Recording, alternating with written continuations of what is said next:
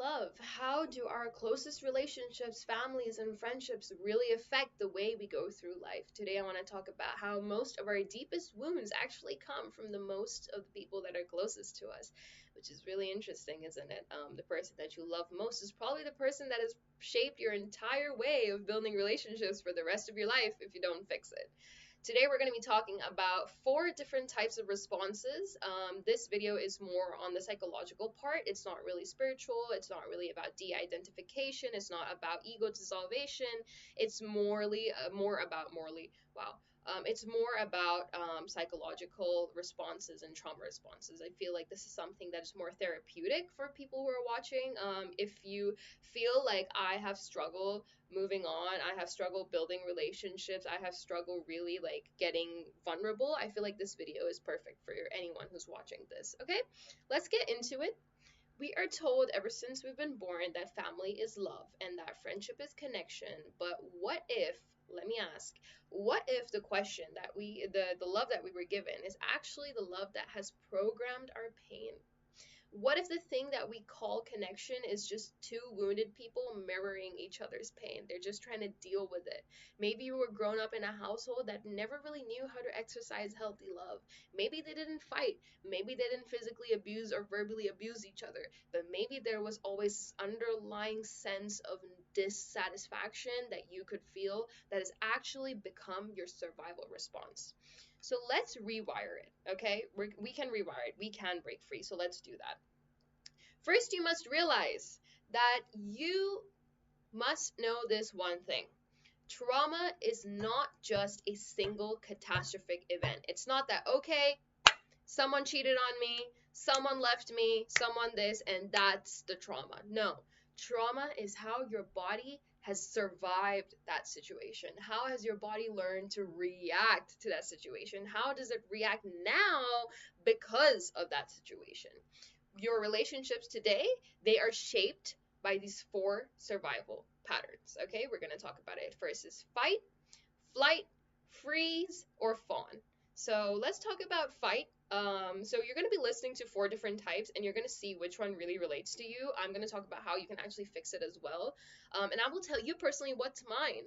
So you can actually see that not everyone who's even making these videos are actually people who are healed. They're just people who are aware and are taking steps to improve themselves, like what I'm doing. But the thing is, I want to push this out to everyone else so that you can also be aware about these 4 responses and how you can actually deal with it. Okay? Fight.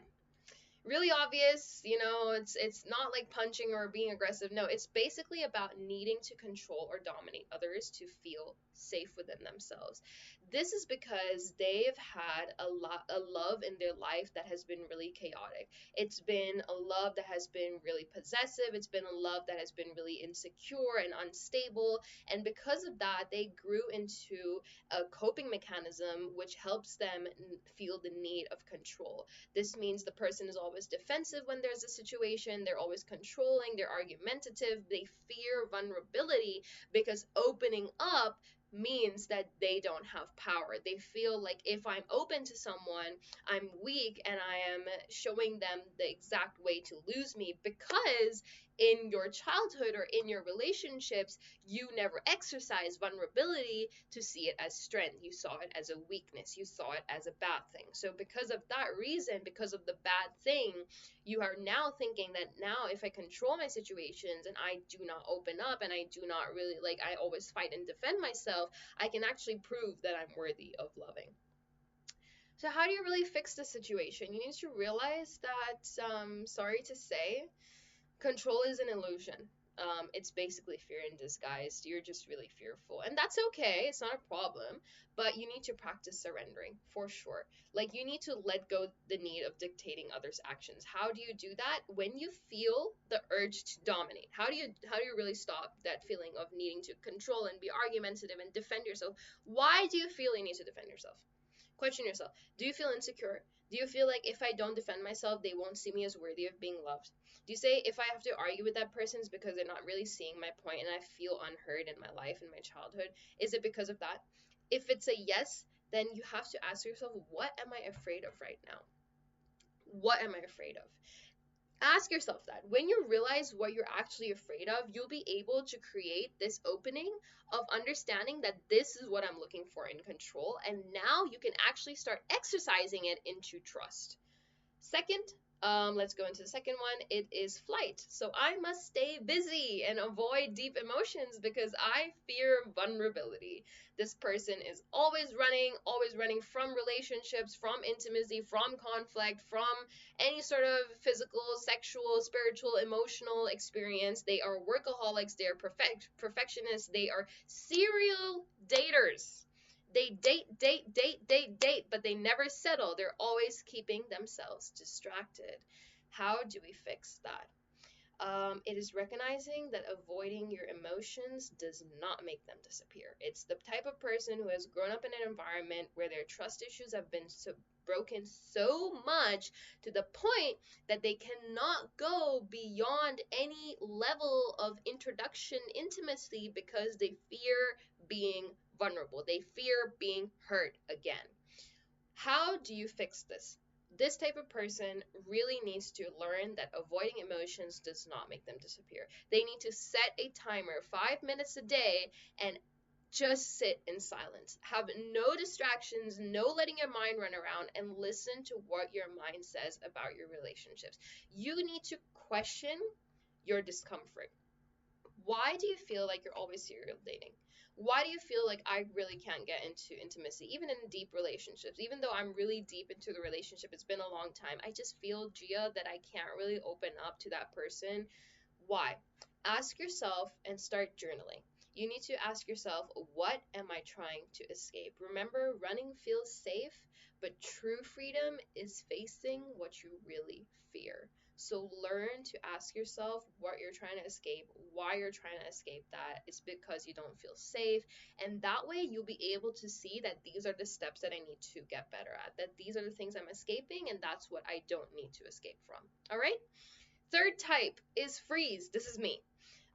So I used to shut down, I used to go numb, I used to avoid expressing myself. Basically, I grew up like people, these type of people, not exactly me, but people grew up in environments feeling like their voice didn't matter or they were just something easy to be discarded of. They have faced a lot of betrayals, they feel like really disposable.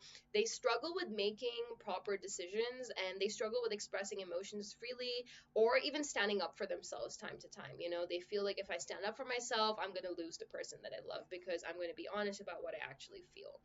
This type of person has felt so much chaos in their life that they feel like the only way I can be better is literally disassociating. Like, I'm just not going to be there in the present moment because it's so excruciatingly painful for me that I feel like if I detach myself from this, I'll be much better. Remember how to fix this? 3 steps. Start small. Each day, say one thing that you would normally suppress. Like, I did this a lot.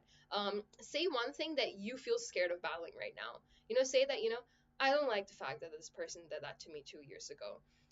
You can start off by saying that I'm not really happy that I said this statement instead of that when I could have done this, Say something that you would normally suppress. Say that, okay, today I'm not feeling good about the fact that my friends forced me to club today. Do this and start expressing yourself, even just like in your room. You don't really have to say it to anyone. That's number one. Second, when you feel like you're going numb, this is really helpful. Move your body, literally, like stretch, shake your hands, take deep breaths. If you feel like your body is like tightening up because you really are not happy with the emotion that you're feeling right now, just move, like just move and like, just move your like head a bit, move your arms a bit, shake your hands a bit. You'll feel like a bit loose and you'll feel better about it because you're not really going numb. Third, I'm safe to express myself. Remind yourself that my needs matter and who I am in my life matters, and the people who made me feel like it doesn't matter don't dictate the way I'm supposed to feel now. Remember, you were silenced before, but you're allowed to speak up now, and you're allowed to express your needs now. There's nothing wrong with that. 4, fawn. I must please others to be loved. Fawn is a person that overgives, over apologizes, fears saying no. They confuse self sacrifice with love. Me too. Girl, me too. Same here. Before saying yes to something, pause and ask yourself, this is how you fix it. Am I doing this out of love or am I doing this out of fear? Am I doing this for the benefit of me or am I doing this for the benefit of other but it's not benefiting me? Set one small boundary each week. Every week, you can take every Sunday and sit and say that, okay, I can't talk right now. I cannot call that person right now. I am not going to do that right now. I am going to say no to that clubbing plan. And it's okay. It's okay. And if those people get driven away because of your nose, then they're not people that would be who would love you for your authentic self, and that's not your problem, that's theirs. So you need to remember that love is not about abandoning yourself. It's about fulfillment. It's about compassion and understanding and forgiveness.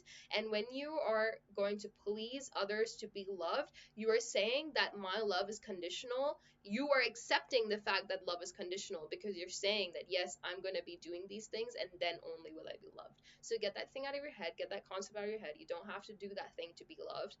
Remember that you are not responsible for keeping others comfortable in their space. You deserve to receive too. You deserve to be loved too. You deserve to be given unconditionally too, and you will find that person as long as you open up yourself. You don't really actually, to be honest, you really don't really have to find that person. You just have to find it within yourself first. That's the most important thing. All right. So, lastly, I just really want to get into like how your first experiences of relationships, like I want to talk about your friends and families and like how they shape these patterns. Because if your child was unpredictable, you will experience a lot of chaotic relationships. You think that if you have chaoticness, it's love, you know? So you're going to constantly attract people who do not heal these type of things. They like to have toxicity. They like to be insecure and possessive. If you feel like you had to earn love, then you may feel like maybe you're never enough, and that maybe I was never loved, I'm never going to be loved, I'm not good enough. And you're going to attract people who do not validate what you feel. You're going to end up people pleasing a lot of people. So if you do not heal these patterns, you will unconsciously keep repeating them. So the reason why we made this video in the first place is for you to be conscious about these patterns. This is why people say, why do I always attract emotionally unavailable people? Why do I feel so drained in my friendships? Why do I keep ending up in the same situations? It's like a fucking cycle for me. Because we seek what is familiar. And that is what's not good for us. So the moment you become conscious of your patterns, the more you'll have the power to break it. So the best way you can do this is by being aware. Watching this video is going to keep making you aware.